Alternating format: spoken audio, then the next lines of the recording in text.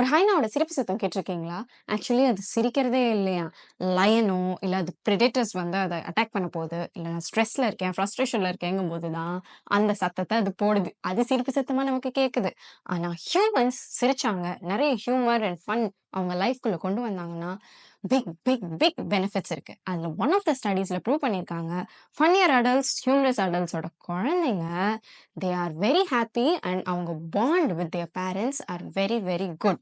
Also ஒரு இக்கட்டான சூழ்நிலையில இருக்காங்கன்ற பட்சத்துல ஈஸியா ப்ராப்ளத்த சால்வ் பண்ணிட்டு சிரிச்சுட்டு வெளியில வந்துடுறாங்க. சொன்னபடி கேளு, வம்பு பண்ணாதே. இப்படி சொல்றேன் பேரண்ட்ஸோட குழந்தைங்கலாம். "யப்பா ஆள விடுங்கடா சாமின்னு" கன்ஃப்யூஸ் ஸ்டேட்டுக்கு போய் அதே மாரி அவங்க அப்பா அம்மாவோட ரிலேஷன்ஷிப் குழந்தைங்களோட கொஞ்சம் பேடா தான் இருக்கான். இத நான் சொல்லல, ஸ்டடீஸ் சொல்லுது.